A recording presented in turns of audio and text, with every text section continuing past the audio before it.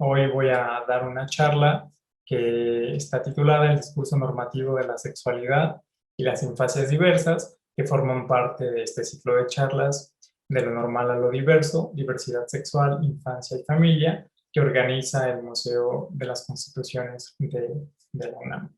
¿Cómo entendemos en los estudios de género a la sexualidad y de qué va esto que aparece como discurso normativo de la sexualidad para después comprender cómo impactan en las infancias? Por supuesto que yo parto de que el discurso normativo de la sexualidad incide e impacta a todos los seres humanos, y hoy vamos a ver qué sucede en el caso de las infancias, cuáles son las especificidades al respecto. Bueno, para los estudios de género, la sexualidad no solo es considerada como un elemento que tiene que ver con nuestra biología o con un elemento o una dimensión de la experiencia humana que radica en la biología, que radica en el cuerpo, que radica en los genitales. La sexualidad, además, para los estudios de género, además de estos elementos que acabo de mencionar, es entendida más bien como un campo de fuerzas, de poder saber, en el que las personas tenemos un impacto. ¿En qué sentido? En que la sexualidad es un discurso, y ahorita daré cuenta de a qué me refiero con ello. Es un dispositivo, además, que nos crea como sujetos. Todas las personas somos seres sexualizados en el sentido de que somos interpeladas por el discurso de la sexualidad que nos atraviesa a todos los seres humanos, independientemente de que tengamos o no, por ejemplo, prácticas sexuales. Antes de 1870, de acuerdo con Foucault, no se hablaba de homosexualidad, se hablaba de prácticas sodomitas. Por supuesto que estas prácticas pudieron ser castigadas, se pudieron tener una dimensión punitiva, pero el castigo social no estaba en personas en concreto, sino en las prácticas y en las personas que las llevaron a cabo, pero no como si estas prácticas fuesen un elemento constitutivo de su identidad. Se hablaba entonces de las prácticas sodomitas. La psiquiatría para 1870 decide crear al personaje homosexual. Es decir, se deja de hablar de sodomía, se habla entonces de estas prácticas trasladadas hacia un sujeto específico, el homosexual. Aparecen los saberes psicológicos y psiquiátricos, por supuesto, entendidos desde la patología, desde la perversión, y se habla de la homosexualidad como un sujeto, como un varón que tiene este tipo de prácticas antes denominadas sodomitas, pero que conformarían una identidad clave. Y para la psiquiatría, la homosexualidad es entendida como una manera de invertir en sí mismo lo femenino y lo masculino. Insisto, hablar de homosexualidad para la psiquiatría sirvió para regular estos cuerpos y para ser catalogados como sujetos perversos, como sujetos enfermos, como sujetos anómalos, lo cual es sumamente curioso pensar en por eso el desplazamiento de prácticas sodomitas al personaje de la homosexualidad o al homosexual. Ya decíamos entonces que las mujeres fueron descifradas por el dispositivo de la sexualidad como histéricas, y todas las personas van a cubrir un papel específico en este dispositivo, pero que en términos, insisto, muy concretos, y tiene que ver con poner al frente a la heterosexualidad como la única práctica sexual válida. La heteronormatividad no solo incide en las personas que no se asumen como no hetero, sino va a incidir en todas las personas. En las mujeres, pues bueno, va a mostrar estragos donde ellas van a padecer la subordinación patriarcal. En personas no hetero, pues bueno, estas personas van a recibir los estragos de quedar relegadas al terreno de lo no inteligible por no asumirse como hetero. Y entonces, dado que lo hetero, las prácticas hetero, van a ser consideradas como las únicas válidas, todas las demás quedarán relegadas a castigos sociales, a la falta de reconocimiento y en muchos casos incluso a prescripciones biomédicas, como vamos a ver, que siguen catalogando estas prácticas como si no fuesen normales, como si no, normales en términos de que no cumplen una mayoría, de que no forman parte de la mayoría, perdón, pero también normales en términos de ser entendidas como patológicas. Bueno, y ustedes seguro estarán pensando, ¿y qué tiene que ver aquí infancia? La infancia es muy importante, dado que, insisto, todos los seres humanos seremos interpelades por el discurso de la heteronormatividad, nos asumamos o no como hetero. Y además la sexualidad es un discurso de subjetivación o de producción de sujetos que recorre todas las edades. Y ya vamos a ver cómo también las infancias son susceptibles de subjetivación o de producción de sujetos, independientemente de que no tienen o no han tenido muchas de las infancias prácticas sexuales. Bueno, primero, ¿cómo pensar las infancias? O si incorporamos la perspectiva de género, ¿cómo podríamos entender las infancias? Aquí traigo esta definición de la UNICEF, la cual es curiosa, porque dice que la infancia es una época en que los niños y las niñas tienen que estar en la escuela y en los lugares de recreo, crecer fuertes y seguros de sí mismos y recibir el amor y el estímulo de sus familias y de una comunidad amplia de adultos. Hasta aquí la cita de la UNICEF, una definición del 2005. Y con esto quisiera pasar al segundo punto de esta charla, que tiene que ver con cómo hablar sobre género y sexualidad a las infancias.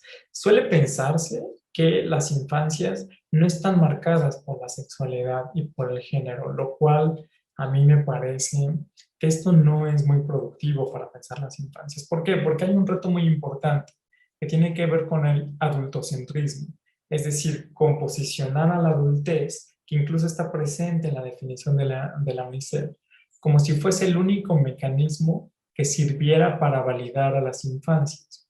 Y entonces la vida de los infantes atraviesa a la adultez para validar sus decisiones, en este caso, como veremos, en términos de género y de sexualidad.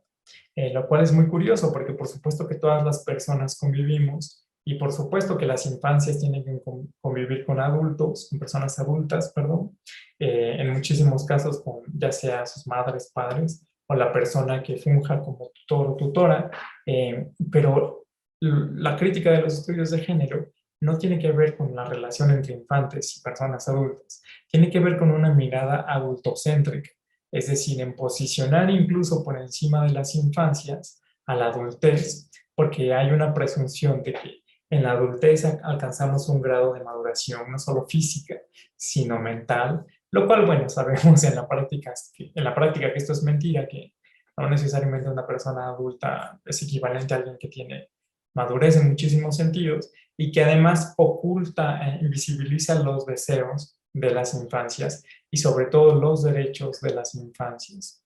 Y un tema, insisto, muy sugerente tiene que ver ahora con, bueno, y cómo acercarnos con las infancias, cómo hablarles sobre género, cómo hablarles sobre sexualidad. Yo creo que hay que resaltar que es importante hablar de estos temas. La mirada adultocéntrica ha indicado que las infancias son, digamos, cuerpos puros, cuerpos incluso que no están marcados por la dimensión de género y sexualidad, cuando en realidad sabemos que todos los cuerpos, como ya veíamos hace unos minutos, están marcados por el dispositivo de la sexualidad, porque no solo tiene que ver la sexualidad con el tipo de prácticas sexuales que decidas tener, tiene que ver con lo que permite la heteronormatividad. Y la heteronormatividad solo reconoce a personas hetero, pero que además son hombres y mujeres. Hay una mirada entonces para la heteronormatividad que tiene que ver con la producción únicamente de mujeres y hombres que se van a enamorar porque van a ser heterosexuales y que se van a reproducir. Ya veremos cómo esto se ha puesto en jaque, cómo las infancias también ponen en jaque esta mirada heteronormativa. Esta mirada heteronormativa entonces incide en que les infantes no tengan acceso a temas de sexualidad, a que incluso, por ejemplo, no se hable de genitales, no se hable de procesos reproductivos, de prácticas sexuales, de posibilidades de orientación sexual o del deseo de manera amplia, porque es como si esto no formara parte de las infancias, cuando por supuesto que es una preocupación de todos los seres humanos, dado que todos los seres humanos se nos impone el género y el sexo cuando nacemos. Es decir, nos tenemos que convertir en mujeres u hombres, en este esquema binario heteronormativo, pero también en otras identidades de género que escapan al binario heteronormativo. Entonces, bueno, el primer punto tiene que ver con difundir información especializada al respecto, porque las infancias están marcadas también por por la sexualidad. No hay que esperar al proceso bioquímico de la pubertad para hablar del tema, sino desde la infancia, al menos hay producción de género muy clara, ¿no? Cuando les decimos a los infantes, compórtate como niña o compórtate como niño. Hay una serie de atributos asignados aquí a los cuerpos a partir de parámetros de la feminidad y de la masculinidad. Bueno, también el activismo de la diversidad, disidencia sexual en las infancias y en las juventudes ha llamado la atención de los derechos humanos y entender que las infancias necesitan tener acceso al ejercicio de sus derechos humanos y que es importante reconocer la dimensión sexual en sus vidas. Es decir, no estamos hablando aquí de prácticas sexuales, por supuesto, pero sí estamos hablando de cómo la sexualidad, en términos de una constitución que conlleva el género, se hace relevante para las infancias. Y es curioso lo que sucede con las infancias porque se ha convertido en un grupo poblacional muy controversial y que incluso por esta mirada adultocéntrica se produce como si tuviese que ser protegido todo el tiempo por la adultez, ¿no? E incluso al interior de los estudios de género, que se ha hablado muchísimo de que el género es una construcción social, pero por ejemplo, hasta hace muy pocos años ya se empieza a hablar de qué sucede con la infancia, cuáles son las dimensiones de género de la infancia, y también tomar en cuenta que la edad es una construcción social que por supuesto que puede tener, digamos, dimensiones biológicas, y tiene que ver con la conformación corporal, no lo niego, pero digamos, asumir, por ejemplo, los rangos de edades para definir qué es y qué no es infancia, eso sí que es social. Las maneras que definen de qué hablar o no hablar con los infantes sobre género y sexualidad, también eso sí que es social.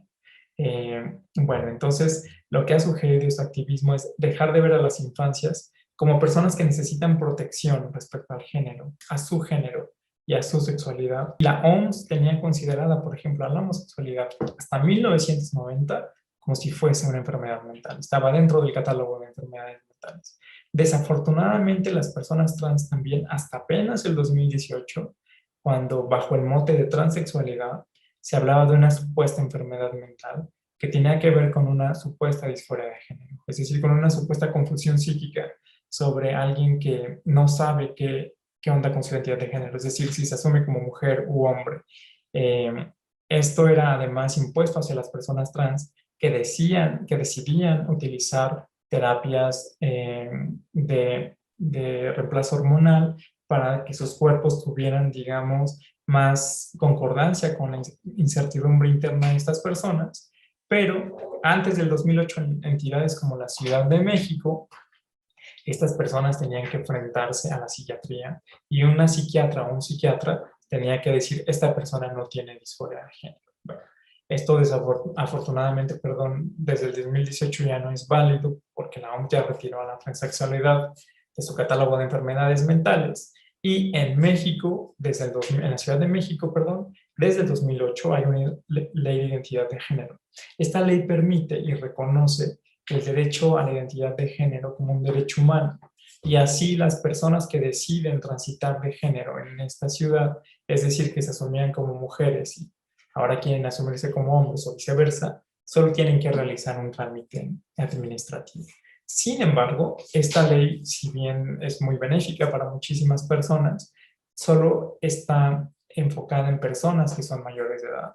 Así que aquí hay un tema muy, muy presente y muy pendiente para las infancias diversas. Y entonces vamos a pensar, ¿qué son las infancias diversas? Ya hablábamos de la necesidad de hablar de género y sexualidad con las infancias, pero ahora pensemos también del otro lado. ¿En qué momento definimos nuestra orientación sexual? Que es un tema que suele llamar la atención a madres, padres de familia y tutoras y tutores. ¿En qué momento alguien tiene certeza de que eso no es hetero? ¿En qué momento alguien tiene certeza de su identidad de género? Es decir, si se asume como mujer o hombre. Esto varía a lo largo de la historia de cada individuo. Los estudios de género invitan también a entender la conformación identitaria como un mecanismo fluido, cambiante, y que es muy variable a lo largo de la historia de cada sujeto. Y es tan variable que de hecho hay muchísimas infancias que ya se asumen como trans y cada vez afortunadamente empezamos a escuchar más sobre ello y por supuesto que esto genera mucho ruido para sectores sobre todo muy conservadores que bajo esta mirada adultocéntrica dicen, bueno, pero una infancia, ¿qué tan segura va a estar de que es trans, por ejemplo? ¿Qué sucede si se arrepiente después porque no tiene esta madurez que marca la mirada adultocéntrica? Pero también vamos a ver, además de qué sucede con las infancias trans, qué sucede con las infancias intersex, es decir, de estas infancias que tienen una conformación sexual eh, más amplia, más diversa, que escapan a los parámetros binarios que propone la heteronorma, que valida la heteronorma, para la que supuestamente solo existen hembras biológicas, machos biológicos, que se convierten en hombres y mujeres. Pues bueno, las infancias trans dan cuenta de que no solo hay hombres y mujeres cis, hay hombres y mujeres que transitan de género, pero que además, en términos de conformación sexual, las infancias intersex van a dar cuenta de cómo ni siquiera existen solo dos sexos, sino hay al menos 5 conformaciones sexuales que dan cuenta de la diversidad corporal y humana que es muy amplia. Además, pensemos que otro reto muy importante para las infancias trans tiene que ver con que el sistema jurídico y escolar presente, al menos en nuestro país, no brinda hasta la fecha apoyo suficiente a estas infancias, ¿no? Es decir, no hay hasta el día de hoy, ahorita hablaré un poco más de eso, una ley de identidad de género que apoye el tránsito en las infancias trans. Es decir, el tránsito de género, pues, no hay una ley de infancias trans, pero ya se está creando una. Voy a hablar un poquito más adelante, insisto, sobre de qué va esta ley, pero hasta el presente, hasta el día de hoy, no es vigente todavía en ningún estado del país. Y además, la mayoría de las escuelas también reproducen con la institución del dispositivo de la sexualidad heteronormado. La mayoría de las escuelas reproducen una mirada binaria de niñas y niños, y entonces las infancias trans lo que padecen es muchísima exclusión, muchísima estigmatización, muchísimo estigma y muchísima segregación, dado que estas infancias pues no tienen un ingreso en las escuelas. Hay de hecho casos que han documentado investigadoras como Eva Alcántara, que una investigadora mexicana de la UAM Xochimilco que investiga temas intersex desde hace más de una década, que han dado cuenta de cómo hay infancias que, por ejemplo, no pueden terminar la primaria porque no tienen un documento que avale el tránsito de género, un documento legal, es decir, el acta de nacimiento tiene, por ejemplo, el nombre de un niño, pero la persona que está en la escuela es una niña, y entonces no solo no puede estudiar porque no tiene un acta de nacimiento, sino además, por ejemplo, muchas escuelas no les permiten el cambio de uniforme, no permiten que esta niña ahora cambie los pantalones por la falda, y además el uso de sanitarios se convierte en un espacio, pues digamos, que reta a estas infancias, ¿no? Es decir, en muchos casos no se les permite el cambio de sanitarios para las infancias trans. Con las infancias intersex surge algo un poco más catastrófico incluso. ¿Por qué? Porque la biomedicina aquí no va a actuar en la infancia, va a actuar desde el nacimiento. Sobre todo estoy pensando en los cuerpos que nacen, porque ¿cómo se define el sexo para la biomedicina? Nace un cuerpo y a través de una inspección visual el personal médico decide si ese cuerpo tiene vagina o tiene pene y testículos. Si tiene una vagina o tiene una vulva, el personal médico dirá que hay una niña. Si el cuerpo tiene pene y testículos, el personal médico dirá que hay un niño. Pero hay casos, como los casos intersex, que tienen una diversidad corporal que escapa a estos parámetros de hembra biológica, macho biológica, o de macho biológico, perdón, o de niña y niño. Entonces, lo que ha sucedido con estas infancias, pues es que, bueno, nacen, y si la conformación genitalia es más amplia que estas dos categorías de esta dimensión binaria, el personal médico y por supuesto que la familia entran, pues digamos, en un espanto muy importante y dicen, bueno, aquí no sabemos si hay un niño o una niña. En lugar de reconocer a las infancias intersex, lo que suele hacer el personal médico es, siguiendo parámetros heterocentrados, hablar de supuestas malformaciones genéticas que deben ser corregidas. En otros casos de intersexualidad no se ven al momento del nacimiento, sino se ven después, cuando por ejemplo en etapas de la pubertad, en cuerpos de niñas no llega a la menstruación y llegan a los 18 años, entonces acuden a consulta ginecológica para ver qué sucede y se dan cuenta, por ejemplo, que este cuerpo que pongo en este ejemplo que estoy dando no hay ovarios en términos de conformación interna, si no hay, por ejemplo, testículos, o no hay útero en ese cuerpo. Hay una condición intersex, que la condición intersex va más allá de la conformación genital, y el sexo tiene que ver con elementos de genitales, pero también con elementos gonadales y cromosómicos, que varían, que son variables en todos los cuerpos humanos. Sin embargo, a pesar de este contexto, digamos, tan retador, tan adverso, hay avances jurídicos que han llevado a cabo el activismo, digamos, que han llevado a cabo los estados gracias al activismo de infancias trans intersex. Y bueno, un elemento muy importante tiene que ver con reconocer los derechos humanos de estas infancias. La identidad de género, que ya lo comentaba, de las infancias trans, fue creada en el 2019, ya estaba en la Ciudad de México y ahora está en otros estados también en el Congreso, pero desafortunadamente en esta entidad quedó congelada. De lo que iba esta ley es de que las infancias tuvieran el derecho a decidir qué identidad de género quieren tener y entonces a realizar un trámite administrativo para cambiar su acta de nacimiento. Esto se puede hacer. De hecho, la creadora, Tania Morales, la creadora de un colectivo que da pie a la ley de infancia trans, que es una abogada feminista, pro trans, activista, que tiene un hijo trans además, hizo el cambio de género, el cambio de género de su hijo, pero lo tuvo que hacer ante un proceso muy desgastante, ante un juicio, y lo que quieren hacer estos activistas pues es generar procesos más tranquilos, procesos que no atenten contra las infancias y procesos que reconozcan sus derechos humanos. Y bueno, el principio de Yogyakarta del 2007, en el que ya hay recomendaciones que también sostiene la ONU para tratar con respeto a las infancias diversas.